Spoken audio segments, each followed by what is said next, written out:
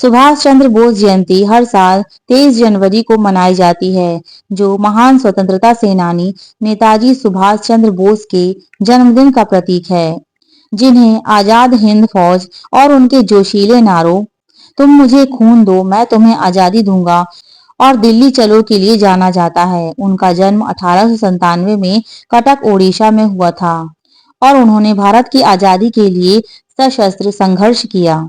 2021 से इस दिन को पराक्रम दिवस के रूप में मनाया जाता है, जिसमें उनके बलिदान और देशभक्ति को याद किया जाता है। सुभाष चंद्र बोस जयंती की मुख्य बातें। जन्म।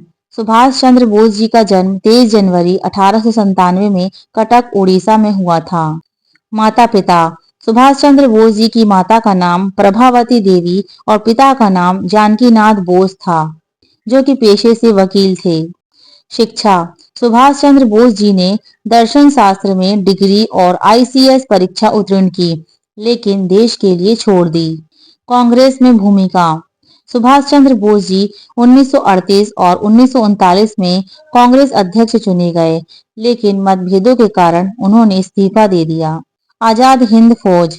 सुभाष चंद्र बोस जी ने WWII के दौरान जर्मनी और जापान की मदद से INA का गठन किया और दिल्ली चलो का नारा दिया। नारे। "तुम मुझे खून दो, मैं तुम्हें आजादी दूंगा" यह इनका प्रसिद्ध नारा था, जो कि बहुत प्रचलित था। मृत्यु। 18 अगस्त 1945 को ताइवान में एक रहस्यमयी विमान दुर्घटना में इनकी मृत्यु हो गई। पहचान। सुभाष चंद्र बोस जी को नेताजी की उपाधि मिली, जिससे वे नेताजी के नाम से प्रसिद्ध हो गए। सुभाष चंद्र बोस जयंती कैसे मनाते हैं? सुभाष चंद्र बोस जयंती के दौरान पूरे भारत में, विशेषकर पश्चिम बंगाल, ओडिशा और त्रिपुरा में सार्वजनिक अवकाश होता है। राष्ट्रीय ध्वज फहराया जाता है और प्रतिमाओं पर माल्यार्पण किया जाता है। स्कूलों, कॉलेजों में सांस्कृतिक कार्यक्रम होते हैं, जिनमें बोस के जीवन और योगदान पर प्रकाश डाला जाता है। सुभाष चंद्र बोस जयंती को पराक्रम दिवस के रूप में भी जाना जाता है। पराक्रम दिवस के रूप में यह दिन युवाओं में राष्ट्रवाद और बलिदान की भावना जगाने के लिए महत्वपूर्ण है। सुभाष चंद्र बोस जी 1943 से 1945 के बीच आजाद हिंद फौज के दूसरे नेता रहे। 1938 से 1939 के बीच ये भारतीय राष्ट्रीय कांग्रेस के अध्यक्ष रहे। 1939 से 1941 के बीच ऑल इंडिया फॉरवर्ड ब्लॉक के संस्थापक और अध्यक्ष रहे। 1930 से 1931 के बीच ये 5वें कलकत्ता के मेयर रहे। सुभाष चंद्र बोस की जीवन संगिनी एमिली शेंकल 1937 में गुप्त रूप से सुभाष चंद्र बोस जी ने इनसे विवाह किया था, जिसमें किसी तरह का कोई कार्यक्रम अथवा गवाही नहीं थी। बोस ने सार्वजनिक रूप से इसकी घोषणा नहीं की थी। सुभाष चंद्र बोस जी की बेटी का नाम अनीता बोस फाफ है। सुभाष चंद्र बोस जी की शिक्षा। सुभाष चंद्र बोस जी ने कलकत्ता विश्वविद्यालय से दर्शन शास्त्र में अपनी स्नातक की पढ़ाई पूरी की। कैम्ब्रिज विश्वविद्यालय से मानसिक और नैतिक विज्ञान ट्रिपोज में BA किया। कुछ इतिहासकारों का मानना है कि जब नेताजी ने जापान और जर्मनी से सहायता लेने का प्रयास किया था, तो ब्रिटिश सरकार ने अपने गुप्तचरों को 1941 में उन्हें खत्म करने का आदेश दिया था।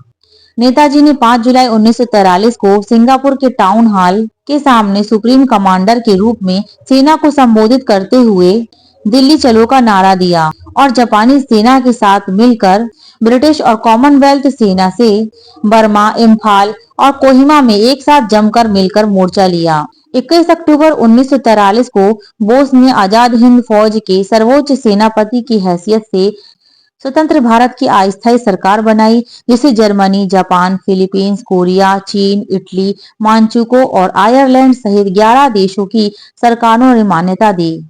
जापान ने अंडमान और निकोबार द्वीप समूह इस अस्थायी सरकार को दे दिए। सुभाष चंद्र बोस जी उन द्वीपों में गए और उनका नया नामकरण किया।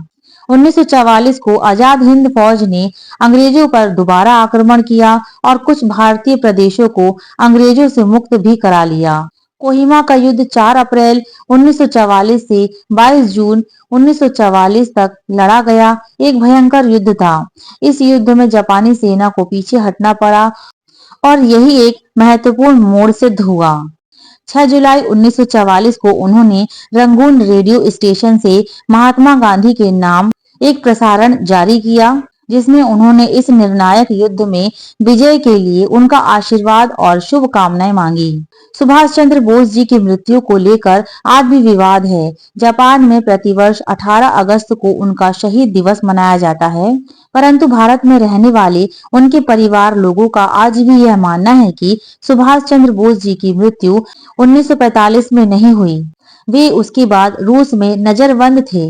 यदि ऐसा नहीं है तो भारत सरकार ने उनकी मृत्यु से संबंधित दस्तावेज अब तक सार्वजनिक नहीं किए, क्योंकि नेताजी की मृत्यु नहीं हुई थी।